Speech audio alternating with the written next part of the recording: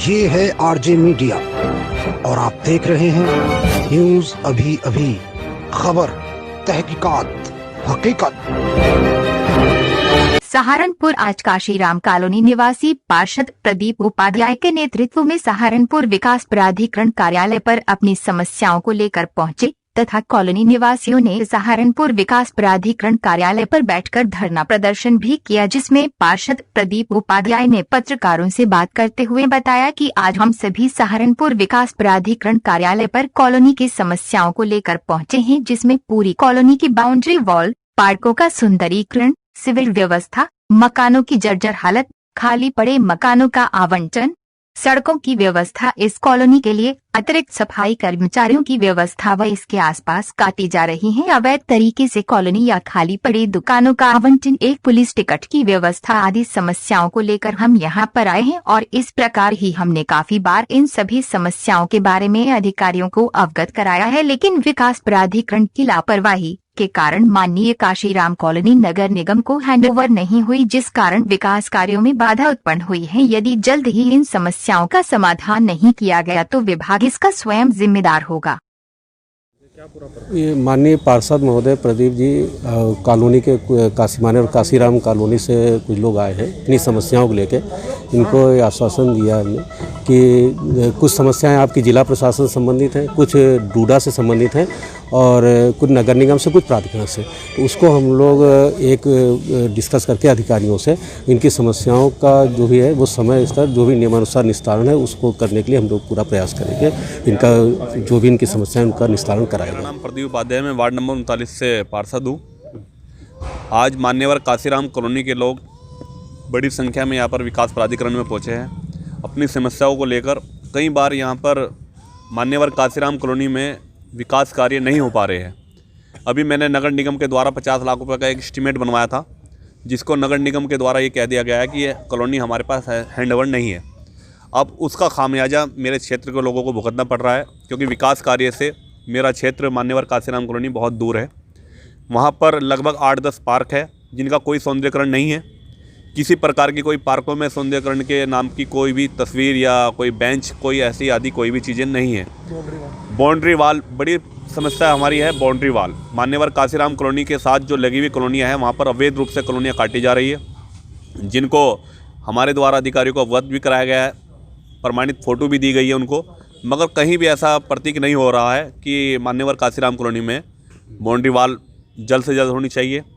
और वहाँ पर जो मकानों की हालत है वो बहुत ज़्यादा जर्जर हालत है, क्योंकि वहाँ पर प्रशासनिक की लापरवाही के कारण वहाँ पर मकान अलाटमेंट नहीं हो पाए हैं पूरे। यदि अलाटमेंट किए गए हैं तो बड़ी संख्या में उसमें क्या है कि ऐसे लोगों को मकान अलाटमेंट कर दिए गए हैं जिनके कई मकान अपने हैं।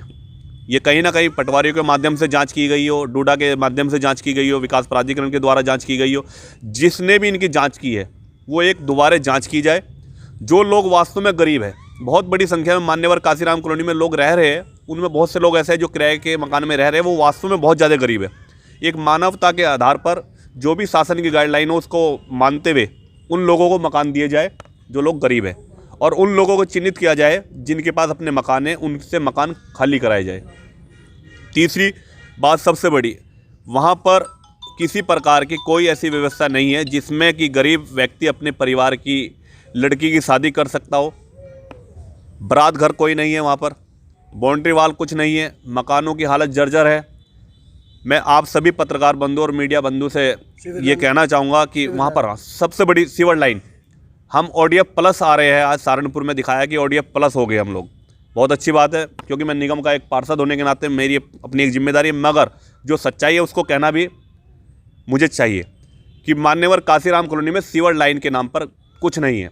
लोगों के घर में मल इकट्ठा हो रहा है कि लोग स्वयं अपने यहाँ 2-3 हज़ार रुपये देकर उसको मल को साफ़ सफाई कराते हैं, जबकि वहाँ पर हमें मड पंप के माध्यम से, यदि हमारे पे कोई व्यवस्था नहीं, मड पंप लगाए जाए उतरे चैम्बरों पर कि वो मड पंप से मल बाहर निकल सके, मगर ऐसी कोई व्यवस्था प्राधिकरण के द्वारा नहीं की गई है, ना उनका कोई रखरखाव इनके द्वारा किया जा रहा है। जबकि जिसको अभी एक घटना जो मोदी नगर में हुई है, वहाँ पर भी शमशान घाट की जो पूरी की पूरी 25 आदमियों की वहाँ पर मृत्यु हुई है। मैं ये प्रशासन से, यहाँ के शासन से ये मांग करता हूँ कि एक इसकी जांच कराई जाए, ऐसा कोई हादसा सहारनपुर में ना घटे। 4 साल की बच्ची का रेप, 4 साल की बच्ची का रेप होता है, वो भी अवैध रूप से रह रहा था। सही है। ऐसी ऐसी कॉलोनियों को चिन्हित किया जाए, वहाँ पर एक कमेटी गठित की जाए जिसकी एक पूरी टीम गठित कर उसकी जांच कराई जाए, क्योंकि लगभग 6 दुकानें वहाँ पर है, किसी प्रकार की कोई दुकान वहाँ पर अलॉटमेंट नहीं हो पाई है। तो ये एक जांच का विषय है। मैं आपसे सबसे निवेदन करना चाहूँगा कि प्रशासन को जागना चाहिए। आज बहन जी का जन्मदिन भी है। मैं इस सभी क्षेत्रवासियों ने ये भी आह्वान किया है कि एक केक काटकर बहन जी का जन्म दिवस मनाया जाए, और जिससे कि शासन और प्रशासन की आंख खुले कि आज उनको याद दिलाया जाएगा कि केक काटा जा रहा है, लोग परेशान हैं, कि आप कम से कम इन लोगों का उद्धार के लिए एक ऐसा फंड जारी किया जाए जो वहाँ पर मान्यवर काशीराम कॉलोनी में सुचारू रूप से विकास कार्य शुरू। अधिकारी लोग आए थे विकास प्राधिकरण जी, क्या आश्वासन दिया? उनका कहना यह है कि आप कुछ समय दीजिए, हम इसमें वार्ता करते हैं अधिकारियों से। अब कुछ समय का देने का मतलब यह है कि हमें 12 साल हो गए हैं भटकते हुए। इन 12 साल में कम से कम 1200 हमने प्रार्थना पत्र दे चुके हैं, डीएम से लेके कप्तान से लेके कमिश्नर, सबके यहाँ। अभी मेरी ये हमारी एक वार्ता हुई है इनसे, प्रमुख सचिव इंद्रमणि त्रिपाठी जी है जो विशेष सचिव है, उनके फ़ोन के माध्यम से भी मेरी बात हुई है। उन्होंने भी मुझे कहा कि आप अपने डीएम को दीजिए। मैंने उनको बताया कि हमने डीएम साहब को दिया है, मगर कोई कार्रवाई नहीं हो पा रही है। अगली रणनीति जैसे भी जनता चाहेगी वैसा होगा, क्योंकि समस्याओं का हल नहीं होगा तो फिर सड़कों पर आए, धरना करे, प्रदर्शन करे, जो भी करे वो करना पड़ेगा, क्योंकि एक यही अपना अधिकार है जो बाबा साहब ने हमें दिया है कि अपनी बात रखने का अधिकार हमें बाबा साहब ने दिया है। हम अपनी बात को शांतिपूर्वक तरीके से रख रहे हैं। यदि इसके बाद भी अधिकारी नहीं जागते तो उसके लिए जो भी हमें करना होगा हम उसके लिए भी तैयार हैं।